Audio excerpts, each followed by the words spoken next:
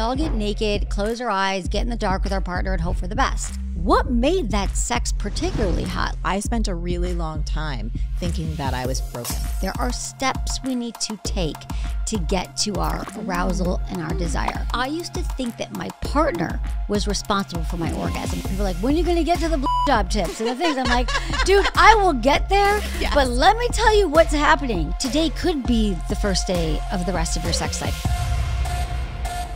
Have you lost your libido and wonder how or if you can ever get it back? Has your sex drive and your sex life gone down the damn drain? And when it comes to intimacy and pleasure and sex, if you are definitely not living your best life, this episode can and will change the game. Emily Morse is a doctor of human sexuality and the host of the #1 award-winning podcast, Sex with Emily, which has been on the air for nearly 2 decades. She's been profiled everywhere from the New York Times, The Today Show, Men's Health, Glamour, and more. Her goal is to liberate conversations around sex, and her fantastic book, Smart Sex, will help you reframe your relationship to pleasure and learn how to have the best damn sex of your life. One of the things that you say, Emily, is sex and pleasure, I should say, pleasure specifically, is productive. Now, we got a lot of type A humans, specifically women, who pay attention to our show. And I can hear them already, what they're saying. Like, are you kidding me? Like, I'm already exhausted. I have so much shit on my plate. You're going to now want me to prioritize pleasure. So why is pleasure productive? And what would you say to the women out there listening right now going like, I don't need one more thing to fix in my life. I don't need one more thing to put on my to-do list. Okay. So first, let's define pleasure. I am Sex with Emily. So some people think I'm talking about you should be having more sex. I'm not necessarily talking about sex. I'm talking about pleasure, the things in your life that make you feel good. It could be, and I offer people to make a list of those things. What are the things that are going to make me feel good this week? I know that I'm type A. I know that I have a million things going on. My to-do list just keeps growing and growing and growing. So is it a walk with a friend? Playing with my dog? Is it getting a massage? What are the things that I'm going to do for myself that's in that pleasure, under that pleasure umbrella? And the reason why it's productive to include these things in your schedule is because pleasure begets pleasure. The more pleasure we have, the more pleasure we want. But also it releases all of those feel-good chemicals in our brain. Like pleasure is good for us. Yeah. And so when we are hustling and we're working and 24/7 and I am there, I am one of those women. But I have found that when I don't make that time that is, you know, for me, for connection, for intimacy, for whatever it is, you know, then I'm just the stressed person working 24/7 and it doesn't work. And then again, I'm going to go back to pleasure begetting pleasure. The more dribbles of pleasure we put in, drips of pleasure here. So now, for example, what I do is I'll look at my, my overly scheduled schedule. And I have learned now that if I don't have something in there that's like, when's my dinner with friends? Because to me, that's pleasurable. Yeah. When is my nature walk? When is the time that I'm just going to like, you know, read? You know, I have to make sure that those things are included because I know what it does for my overall well-being. I love that. And I love that you extended it beyond just sex because there have been many times in my life, like, you know, Josh and I have been together now for over 20 years. And you know, generally speaking, you let me know you're Sex with Emily. I am not Sex with Marie, right? It's like I'm in a whole, not yet. Yeah, no, I don't think we're going there. However, you know, there's times it's like, babe, I'm, you know, let's, and I have such a high, I'm like, do you have any idea what I got on my shoulders right now? Like, I can't even go there. I love you. You're hot. He's amazing. You know what I mean? I don't want anyone else. I'm just like, dude. It's the last thing on my mind right now. So that's why I really appreciate you saying and broadening out that umbrella, because for me, more pressure on myself does the exact opposite to my libido. Yeah. You know what I mean? Absolutely. And broadening it out to more pleasure, I will say this for myself, that when I am having more fun, and I probably, that's maybe a word that I use, you know, fun. Rather than pleasure, it's fun. I'm a lot more creative. I'm nicer. My ideas are better. And to be perfectly honest, my health is better. This is one of the things that I've discovered. And again, I'm talking to all my uber ambitious type A humans out there. Stress has almost like taken me out a few times because the levels of chronic stress, I mean, we know from all the research, it's like either the cause of or amplifies up to 90% of all diseases.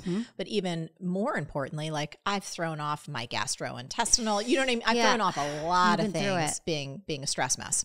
Yeah. Well, and also the thing about pleasure is, I mean, there's so many ways. Pleasure, it can be sort of triggering to people because they think but it is joy. Where's the joy? Where's the fun? Where's the pleasure? But also the spike in cortisol that you have when you're stressed cancels out pleasure. They can't live in the same moment. So even if it's pockets of fun, pockets of it, in those moments, you'll just know that this will just be my time of day, time of week where I'm not in stress. And that will build upon itself. And it's a good practice because I think it is a practice. Like I'm thinking back over the decades of my life and my career, and when I have prioritized fun, pleasure, good times, it becomes easier. You know what I mean? I have less and less pockets of me just being like a stress monster, not just for a week or a month, but like 6 months at a time. Yeah. You know, we surveyed our audience because we've never had a show about sex on Marie TV before, the podcast. So this is the first time we're really diving into this. And we said, how's your sex life right now? Right? And here's the answers that we got back. So the majority, 38%, you guys, said their sex life was non-existent. 21% said boring AF. 21% said it was 100% self-service, and then only 20% said their sex was in fuego, on fire. So what do you say, to the 60% that either have no sex life or who feel bored? Like, is it possible to get passion back in your life, especially if you're not 22 anymore and your hormones aren't raging and driving you there? Absolutely. So that tracks. Your audience is online with most of the world. I mean, truly, I would say that most people who are beyond the NRE or the new relationship energy, aka honeymoon phase of a relationship, feel that their sex life has gotten a little bit stale, it's boring, and they don't know what to do to dig themselves out of it. And so I'm so glad I'm here to talk to you because, Marie, what you do is people might be in a slump in their business. They know to go to you. They're going to take the B school. They're going to, they go to a business coach. They figure it out, right? You have something wrong with your teeth. You're going to go see your dentist. You have a problem in your sex life and it's slumped and you're like, well, I guess this is just my lot in life. It's just going to be miserable. I'm not really sure what to do, how to get that back. And it's because we have siloed sex as this part of our lives that we can't really talk about. We don't really understand. And we all get naked, close our eyes, get in the dark with our partner and hope for the best. And so without all this information of understanding that all the things that need to go into making sex hot and desirable and exciting are just sort of a mystery. So I wanted to like unpack that for people and first say like, this is completely common. A lot of people get to this place, but let's understand what might require us, what we need to feel more connected again to our sexuality.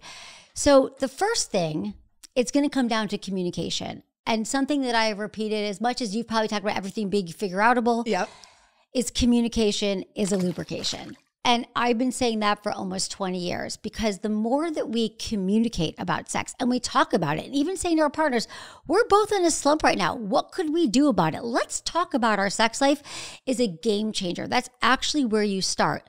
But the thing about it, while we might be more comfortable talking about literally everything else in our relationship, maybe we're talking about, definitely we could talk about our business with our partner. We could talk about how we're going to raise our kids and, how, where we want to live and how we're going to save money. But sex, again, is this thing that's just very uncomfortable to talk about.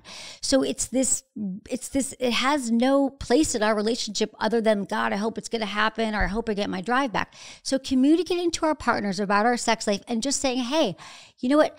Let's just call it. It's the elephant in the room. Our sex life has been a little bit lackluster lately. And I think we can both agree that it would be incredible to kind of get that passion back. Would you be open to going on a journey with me and talking about our sex life?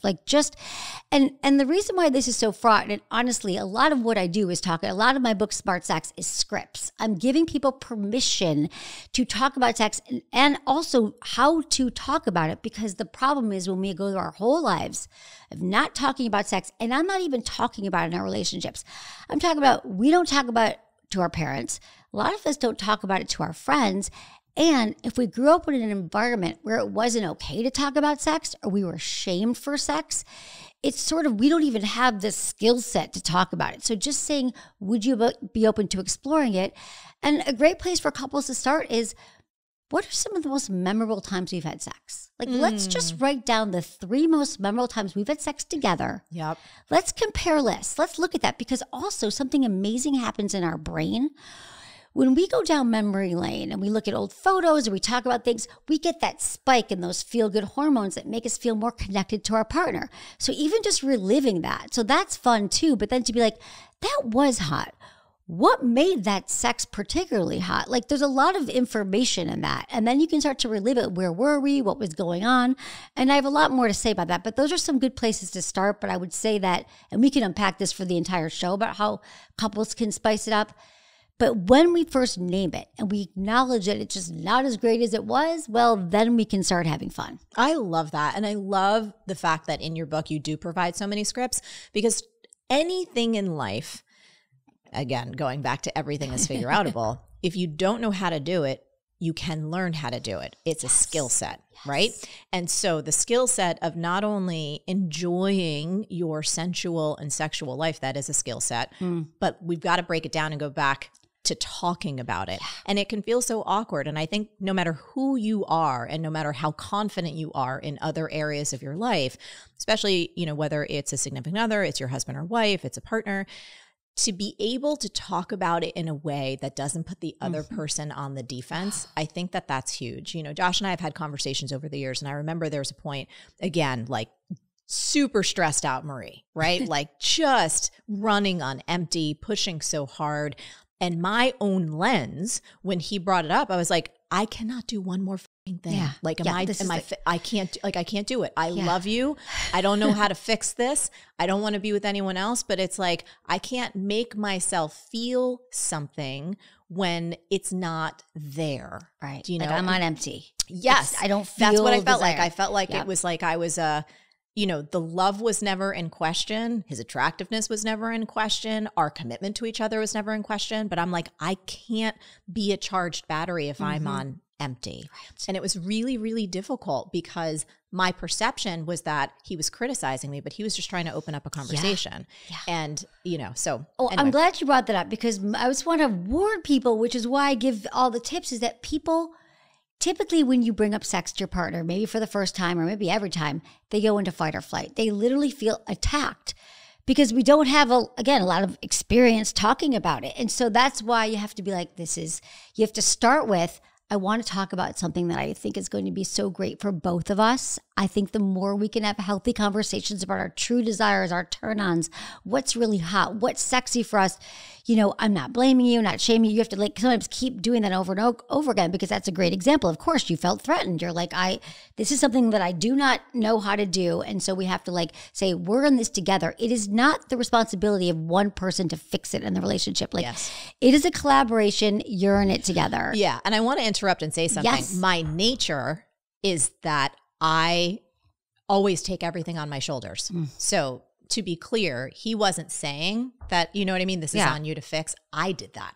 And I made it even harder on myself, which was horrible. And what I love about what you shared about going through like the favorite times, as you were saying that, I can literally think of I have like a whole entire checklist that goes through my mind. And I'm like, oh my God, I can't wait to go talk to Josh about this, because it's really cool, because they were so unbelievably memorable and also simple. Yeah. Like simple things that happen. Okay. And I think the other thing generally in relationships, because I've spent just y'all so much on couples therapy, workshops, just because I'm invested in trying to become the best human that I could possibly be to my soulmate. You know what I mean? And do everything that I can to live as fully as I can, and to like check out my own bullshit. Yeah, exactly. And try and heal it. And I wanted to say this. It's like one of the best things I've ever learned is I can't be a mind reader, and I can't expect him to be a mind reader about anything, about my stupid little quirks, about you got to close this. Like I need, you know, this folded a certain. I have this thing with freaking napkins. I'm like, dude, you got to fold them the right way, because my OC, like, you know, it'll be crazy. But I just wanted to commend you and tell everyone, like, this is why it's so important, because you can help your partner understand what is really meaningful to you. It's like a version of a sex love language. Yeah. Right? The exactly. five love languages. Once you know that, I'm like, oh, he needs words of affirmation. Right. That's his thing. I'm acts of service. You know, it just takes it to a new level. Exactly. That's it. I mean, love language is such a great starting point for people too, the 5 things. But with sex too, it's like, and going back to that, so I'm glad that resonated. So now you know those hot moments, but there's so much information there because then you get to drill down. Like, what was it? Like, maybe we can't recreate it, but like, oh, we were on vacation or we had a lot of time. Yeah, we had the whole day together doing something that made us feel good. Maybe we were doing an adventure together and something new. We went to a new party or a museum where we didn't know anyone. We had never seen this art before. And so our brains were stimulated. We were connected. So then you get to recreate similar scenarios that are going to be a precursor to the hot sex. It's almost like pre-framing. Yeah. And you start to have guideposts. Yeah, exactly. Because, and like you said, like it is, and I want to remind people that sex is a skill set. Sex like arousal is a skill set, connection is, it all is. So we don't born becoming great lovers. So that's important to say. And I wanted to like shut my mouth and not interrupt you, but here's where I tripped up in my own life so hard and was beating myself up so long because my early experience of my own sensuality and sexuality was the opposite. It was so, sometimes I joke with my friends. I'm like, dude, I was like a ravenous animal, like just eating up. It was like unstoppable, right? But no one really taught me about that. I think it was just raging hormones that many of us experience as we're teenagers and young adults. So I spent a really long time thinking that I was broken. I was like, wait a minute. Why did this thing that I never had to pay attention to before, right? That happened so automatically. And I didn't even think, it was just like something was driving me. And I was like, is that gone forever? Because I'm now, my body's shifted. You know what I mean? It's just life has shifted. Yeah. More responsibilities, more stress. So one of the number one questions, and I know we could talk about so many things, but why am I never in the mood? That was one of the other things that came up when we surveyed our audience. Like, can Dr. Emily help us? Like, why am I never in the mood? And what can we do about this in terms of it being a skill set? Okay. So this goes back to literally everything that you just said, that your listeners had just said to you, your audience, is that why are I in the mood? Why don't I want sex? Because we have to understand what's going to get us there. There are steps we need to take to get to our arousal and our desire. And what I want people to understand is it is not this magical thing that's going to hit you over the head like it did at the beginning. Sorry, everybody. If you've already moved out of the honeymoon phase or out of your teens and 20s or early 20s, you don't have the hormones riding it. You don't have the newness and the excitement and the novelty of this new partner. I mean, think about it. I've never smelled him before. I've never seen this person in this position before. It's all hot, new, novelty, exciting, spontaneous. Nope, that is gone now. So now we get to actually do the work to learn about what does feel good to me? What does arousal look to me? Like, what are my turn-ons? So I write about the 5 pillars in my book, Smart Sex, because I realize that for sex, a lot of people come to me for a quick fix. They're like, what's the toy, Dr. Emily? What's the lube? What's the thing? I'm like, We have to look at all of these areas. It's a biopsychosocial method for learning about sex. So it's like there's so many factors. And again, I am not telling people this to overwhelm them. I actually built this for myself and my listeners because why I'm not in the mood for sex might be a little bit different why you're not in the mood for sex, but all we know is that we're not in the mood for sex. And let me tell you, I'm there too. I'm in a long-term relationship right now, and I'm not in the mood like I once was. I'm like struggling with it. And so I go through my 5 pillars, and it's not just one thing. So let me give you an example. The first pillar for the sex IQ is embodiment. So am I embodied during sex? Am I having sex and I'm feeling it? Or am I disassociating, staring at the ceiling, thinking about my to-do list, wondering if like I left the oven on and like a million other things? If your brain has left the building, like so has your body, you're not in your body. So that's just the first thing. And I'm going to run through them quickly and then explain how we can work with them. Because if you look at this method of it, it's more complex. It's because it's not just one thing. It's kind of like let me give you another example before I get into it. let's say I say to you, Marie, I really want to get healthy. You might say to me, you know what, Emily, you should, probably look at what you're eating. You should start exercising, maybe get some blood work done. Get some more sleep. There's so many things. Meditate, do the things. And I'm like, okay, I would do that. But if I said, no, you know what, I'm just going to go to the gym, that probably wouldn't be enough. The same thing goes for your sex life. There's a lot of factors that we have to look at so we can troubleshoot what we need. So for example, embodiment. Now this is a practice. I'm not always embodied, but the secret to embodiment is knowing when you're not and then learning to bring yourself back. Right. And we can talk about how to do that. The second pillar is health for your overall, for getting in the mood. And that's your mental health and your physical health. If I'm not moving my body, I'm not exercising, I'm going to have a blood flow problem. If I have a blood flow problem, well then I'm not going to feel arousal. My genitals are going to be dead in the water. That blood flow is not happening. We require blood flow to get erections, to be wet, to be aroused, turned on. So that's one part of it. The other thing is we have to look at medications. If I'm on birth control, if I'm on an SSRI, an antidepressant, blood thinner, all of those things could dampen our arousal. So just know that, know our mental health. Have I been in therapy? Have I looked at traumas? Okay, these are all the things that are going to be factors. The third one is collaboration. How well do I communicate with my partner about sex? Are we in this together, or am I just kind of hoping they're a mind reader, which a lot of us do? How do they not know this? Can't they see? No one is, I've never met a mind reader yet. So how well am I collaborating and talking about my sex life? And the fourth pillar is self-knowledge. Do I actually know myself as a sexual being? I've been having sex for however many years. And what are some things I know? I know that the temperature has to be a certain way. For example, if it's freezing, when I started dating my boyfriend, every time I went into a house, it was freezing. And it was like, he just had this thing. I'm like, you have to understand, babe, my blood flow, I just shut down completely. And so now I'd go over there, it'd be hot, the fireplace is going.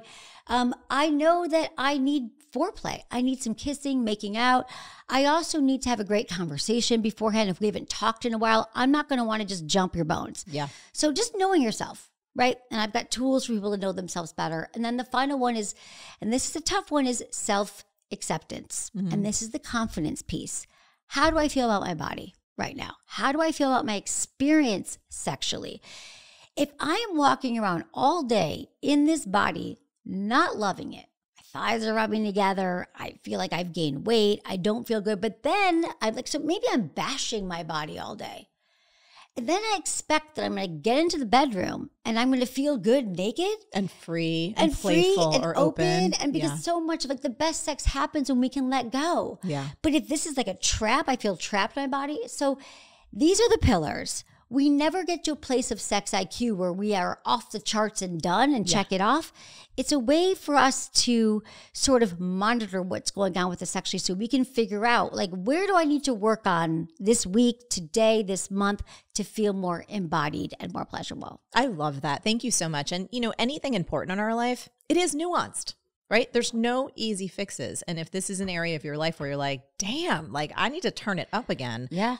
Your book is amazing for that. So we talked about the brain a little bit, but I love this. You said our brains are the largest sex organ and desire is really a mental game. Yes. So you talked about two types of desire, spontaneous and responsive. Can we unpack that distinction? So spontaneous desire, and I don't like to really gender things as much. We've come such a long way to say that men do this and women do this.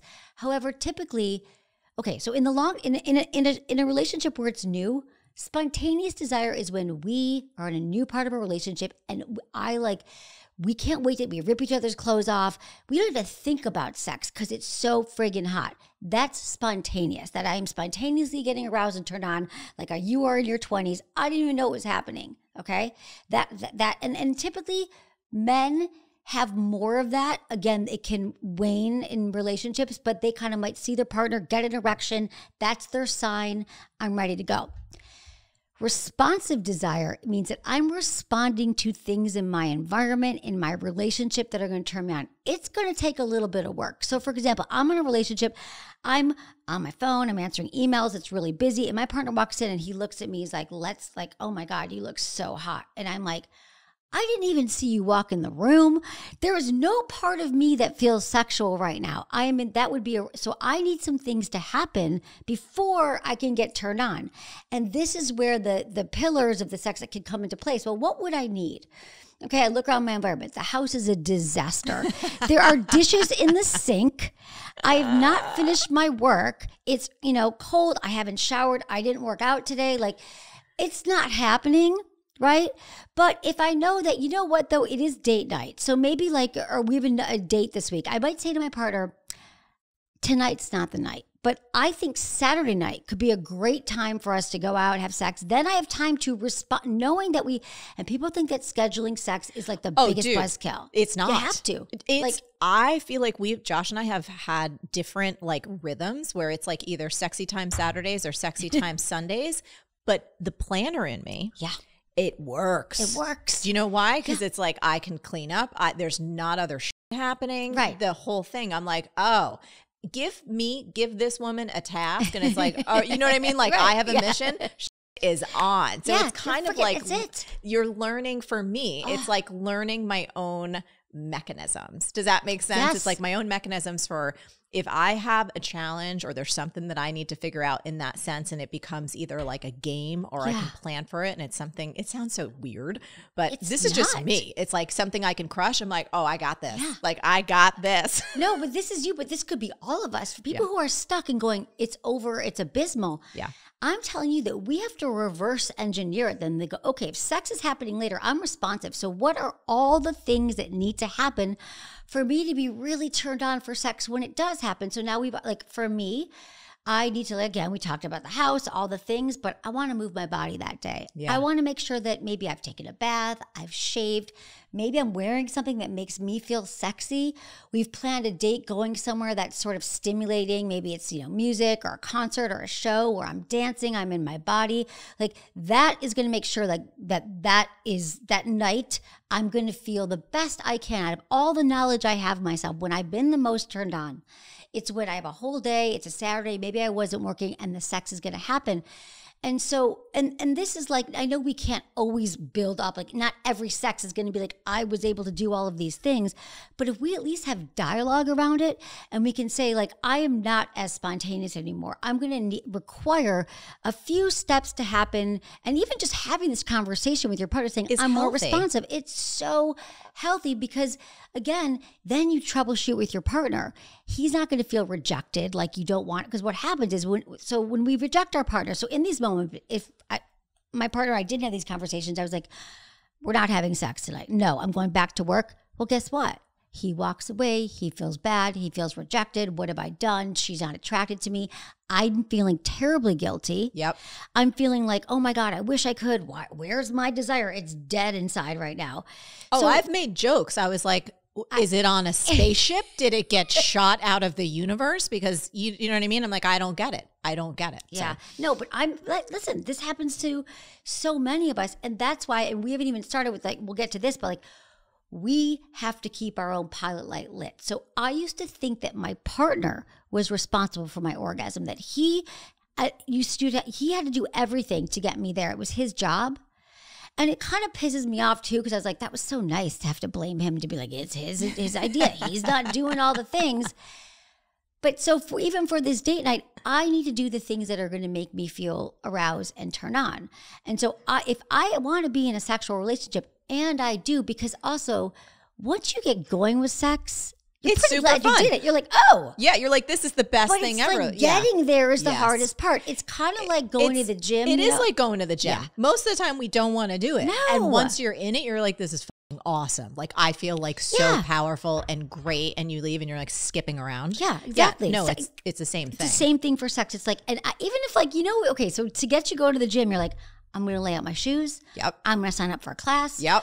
Because then they're going to bill me if I don't show up for the class. I do all of these hacks and I get out the door. So what for your sex, if you decide and you schedule Saturday night's the night, or Tuesday night or Tuesday Saturday. Sexy time Saturday. Dude. Thank you for sharing that, because that normal. Okay, I'm going to make sure that all the days leading up to there, I know that sex is important. And then what can we do to get it in our bodies? I have found that breath work, even if I get in the shower and I do some really deep breathing, because we have to connect to our bodies to awaken our sexual organs, our pelvic floor. Yes. That's where it's all living in there. And if it's dead inside, we're disconnected. So there are some exercises there too. Yeah. And I also think this is one thing I've heard you say, and I want to peel into it because I didn't realize this. I feel like I spent all of my 30s not knowing this, and it wasn't really a thing, but it could have helped, was lube. That everybody, I was just, Dude, can we just talk about lube for a second? I brought you some. Oh, are you shitting me? Yeah, no, dude, I brought you a whole gift package. Talk about the power of lube and just for everyone. Like, I feel like I had a misconception in my brain. You do. Most people do. Most people do. So my misconception was this. Okay, I'm going to get to my 70s and then I'm going to start like bringing in the lube, right? Like put it on Amazon, subscribe, whatever. Not true. Not true. No. Okay. Talk to us. My dream, Marie, is a lube on every nightstand. Okay. This was like, what was it? Was it Steve Jobs wanted like a Macintosh, wanted an Apple on everyone's desktop? That's it. Dr. Or like a Emily chicken Morse, on every pot with some like computer. That. But now it's like lube on every nightstand. Lube on every nightstand. Let's go for it. Lube has gotten such a bad rap because, like you said, we feel shame around it because,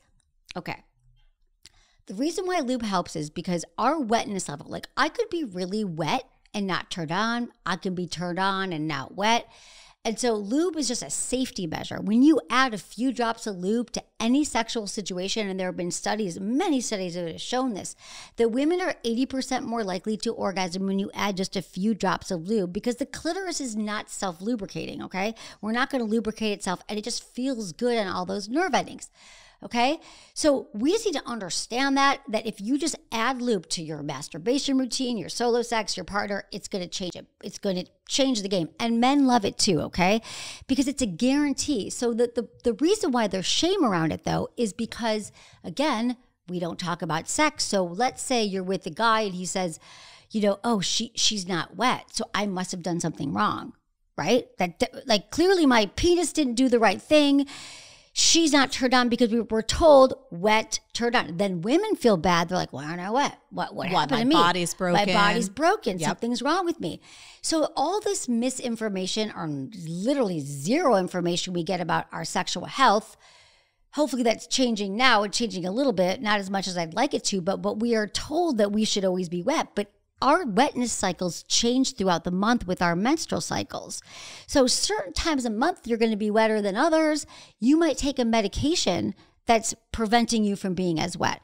So lube is just a safety measure. It's literally like, you know, when it's cloudy outside and you should still wear sunblock? Yes. It's kind of like that. Like lube is your safety measure. You might be wet. You might not be wet. You might be a little bit wet at the beginning, not at the end. It just makes everything smooth. And it's also preventative from UTIs, STIs. You can get tears when we're too dry. So yeah, like a lube is a safety measure. I love Playground. I brought you some. It's like it's a lubricant that I made that's safe for men and for women that has like all these feel-good. I call it like a facial for your vagina. Oh my gosh. It has like ashwagandha, black cohosh. It tastes good. It has an essence, and it's a beautiful bottle. Bring it on. It's going to be on my nightstand. I'm going to text you with my photo. Okay, text me. So this is big because I think that this is really important. You talk about the pleasure thieves. We talked about them a little bit, but I want to really call them out because this is big for us. You know, I just went through 6 months of fucking hell in my life with around like a family crisis. Yeah. And I'm knocking on everything that we're kind of seeing the light of day, but I'm not taking off my roll bar or my seatbelt yet because we don't know. So STS, stress, trauma, and shame, and how stress and pleasure just don't mix. So can you talk to us, like for anyone right now who may be in the trenches like I've been for the past 6 months, and thankfully again, Josh and I, our communication is so good and he's been so supportive. But I just remember in like these times of extraordinary trauma, extraordinary stress, it's like you can't beat yourself up. Yeah, you can. No. Let's give people permission too, that like this whole notion that we should always be ready, turned on for sex, it's okay to take a pause. It really is. So like if your relationship is healthy, you're communicating, like it's okay. No one's going to die without sex as long as you're communicating about it. The problem about it is when it lives in shame and it's shrouded in mystery. So I call these the pleasure thieves. And I actually start the book this way. And people are like, when are you going to get to the blowjob tips and the things? I'm like, dude, I will get there. Yes. But let me tell you what's happening.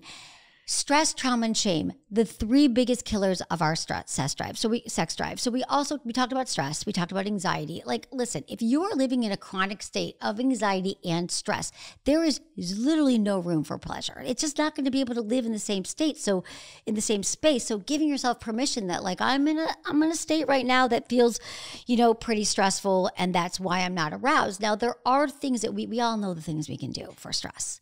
We can breathe, we can meditate, we can journal, we can do all the things.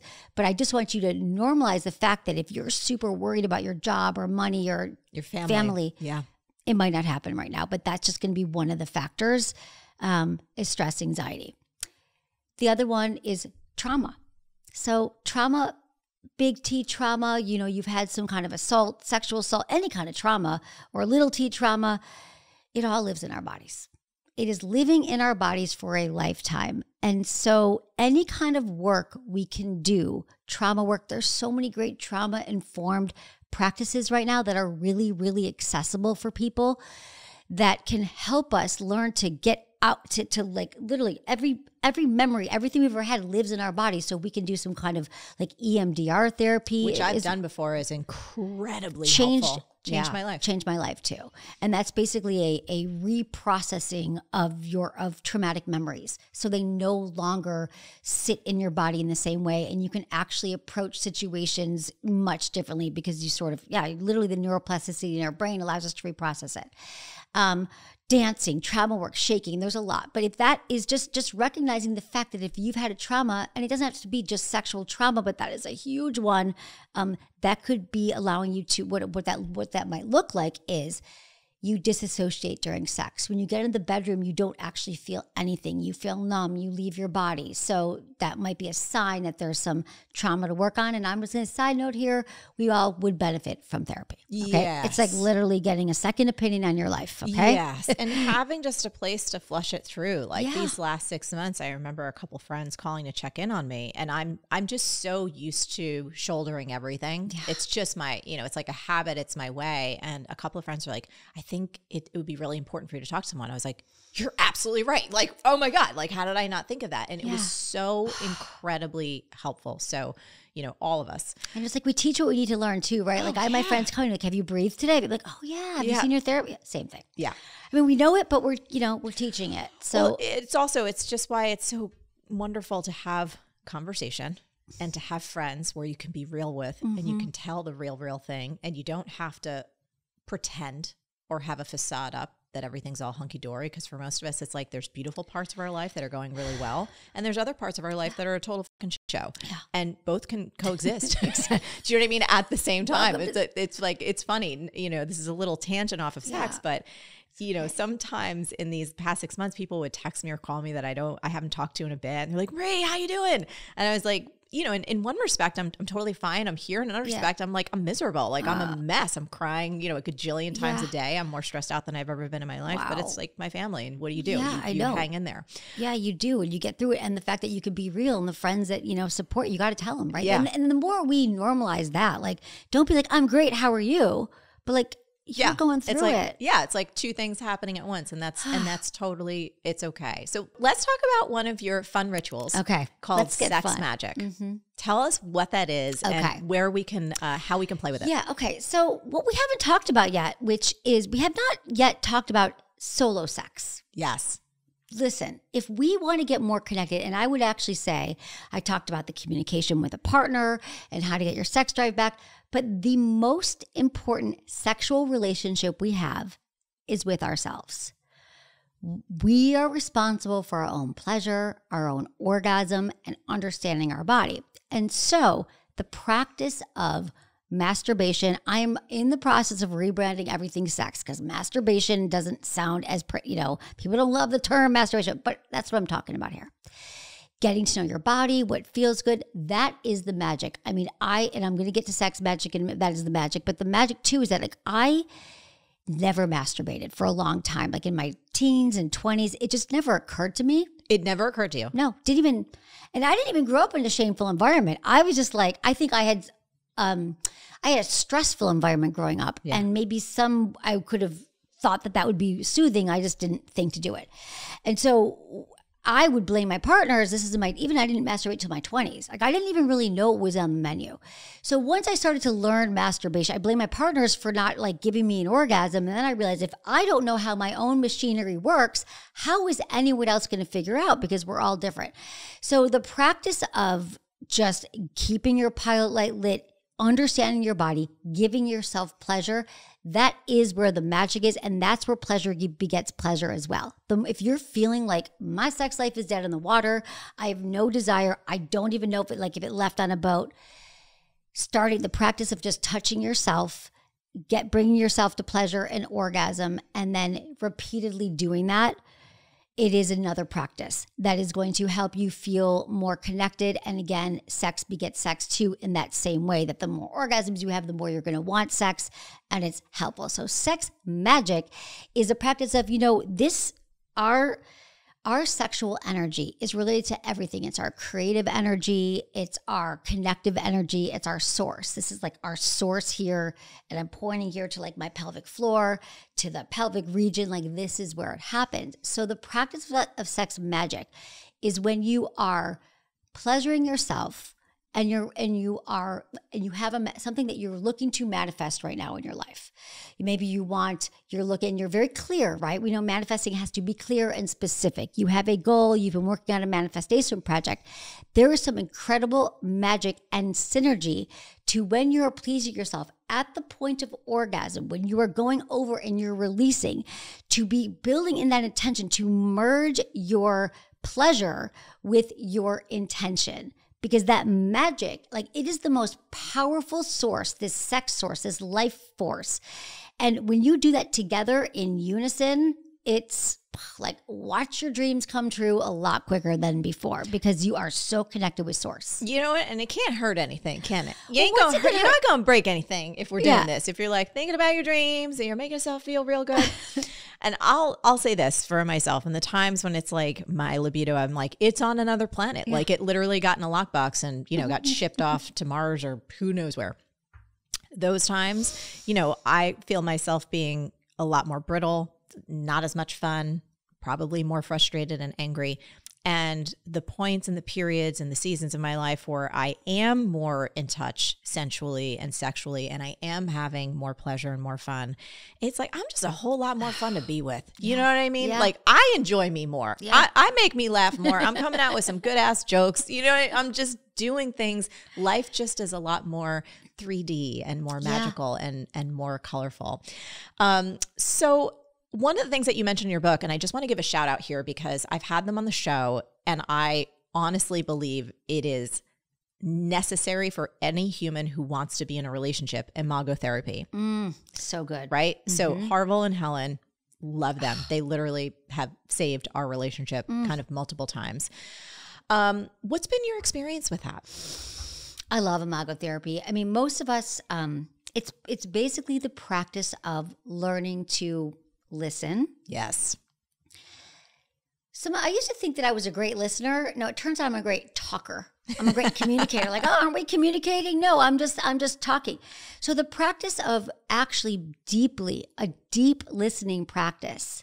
I mean, this is such a game changer in relationships to be able to. So my experience of it and how I talk about it is, and we could even do an exercise here if you want to show people what it is, but it's like the practice of allowing your partner to state something. So let's say your partner says, I really feel like our sex life, we haven't been having enough sex lately, and I'm feeling really, Emily, let me see if I got that. Okay. You wanted to let me know that we haven't been having enough sex lately, and you're not feeling so great about that.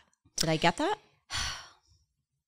Yes, but one more thing I want to say is it's not that, and then this rebate the correction, I am, we're not having enough sex lately, and I don't feel great about it, but I also want to say that I know that, I feel like it's really impacting our relationship. I feel like you're not feeling great about it either. You're not really saying anything about it. Emily, let me see if I got that. So you really wanted to let me know that you've been thinking about it and that we're not having a lot of sex lately, and it's not just impacting you, but you feel like I probably don't feel so great about it too. And it's having an impact on our relationship. Did I get that? Yeah. Is there more? You got that.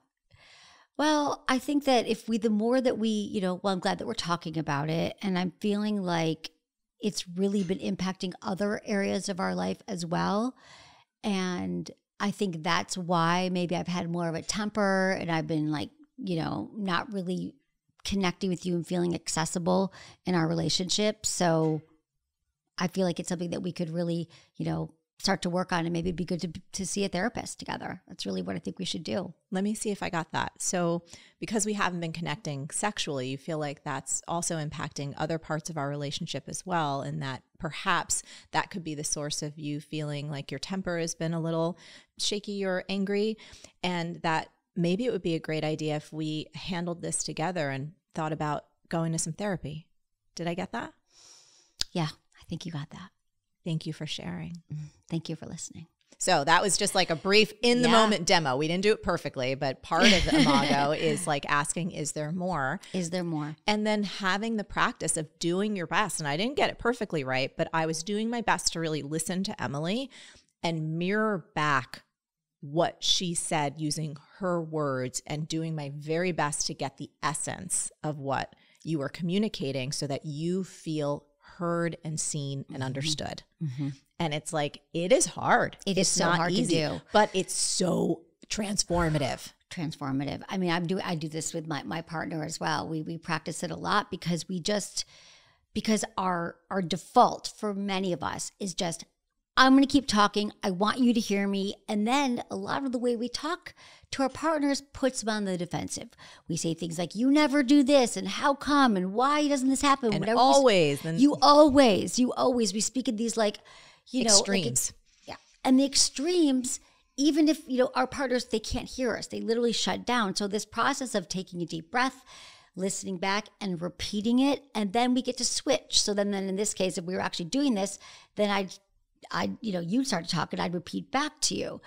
And it's just a way of like slowing everything down, being intentional. I mean, everything that I'm talking about here, we're talking about is being intentional about intimacy. It goes so well. It's such a complementary skill set, especially when there's any type of heated discussion, and can be, besides money, then sex is another heated discussion that you can have with your partner. And if you don't create the container and have the skill set for the conversation, it can just go off the rails really, really fast. And you're like, well, I'm never going to do that again. So you just shut your mouth and you watch the relationship degrade. Right. Where if you have these skills, the scripts that you talk about in your brilliant book, Smart Sex, along with a practice like Imago therapy, it's called dialogue. It's really, really powerful.